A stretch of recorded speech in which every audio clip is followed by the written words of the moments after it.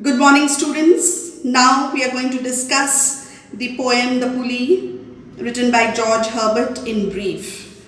Okay, George Herbert was a metaphysical poet. Metaphysical means beyond physics. He was a poet who was different from the others. He was a priest by profession and he has written this beautiful poem. I am reading line by line and explaining it. Just pay attention. See in your textbook.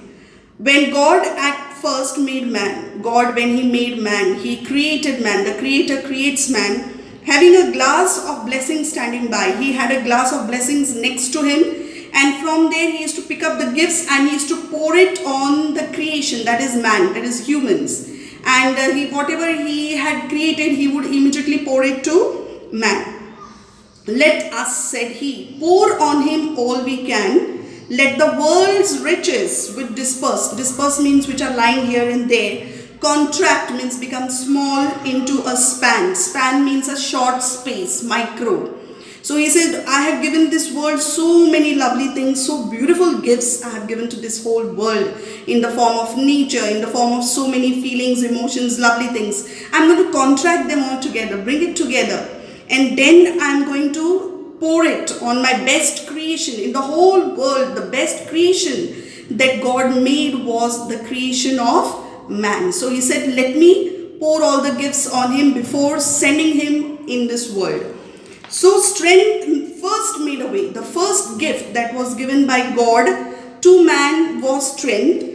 Then beauty flowed. He gave him beautiful. He made him look up here beautiful. The girls he made up here beautiful. Man, he made them look handsome. Then he gave him honor, respect. That is, he gave him pleasure. He poured pleasure also, that is happiness. When almost all was out. Remember, God had a glass standing next to him, and from there he was picking up the gifts and he was giving it to his best creation, that is man. When everything got over, God stopped for a minute.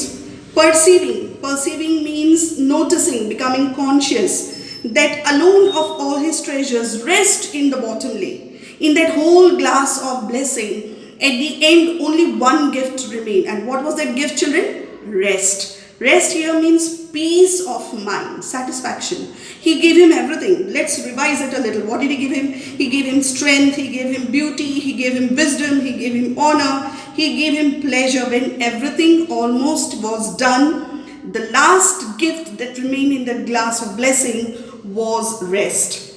For if I should, said he refers to God, bestow means to give this jewel. Jewel means the best gem, the diamond, also on my creature, he would adore my gifts instead of me. Adore means love very much. Suppose if I give him everything into this world, God gives us everything, but at the end he keeps something, a little bit back with him. What is that? Rest, peace. He gives us everything, but then he did not give us what? Satisfaction, peace of mind, right? So he said, if I give everything to him, what will man do? Man will start worshipping those gifts instead of being thankful to me. Instead of worshipping me, he is going to be lost in admiring all the gifts that I have given to man. He would adore my gifts instead of me and rest in nature, not the God of nature. So he is going to rest in the nature, he is going to enjoy his life, but he will never think about me. So both should losers be. Who is that both? The creator and the creation. Creation means man, and creator here refers to God. Yet let him keep the rest. So God made a plan. He said, okay, fine, I have given my best creation man all the gifts that are available. So let him keep whatever gifts I have given him, but keep them with what? Repining restlessness. Repining restlessness means continuous anxiety due to dissatisfaction. Let him be a little worried. Let him be a little in tension. Let him be rich and weary. Weary means very tired. Then at last, if goodness lead him not, yet weariness may toss him to my breast. Here it means to his chest.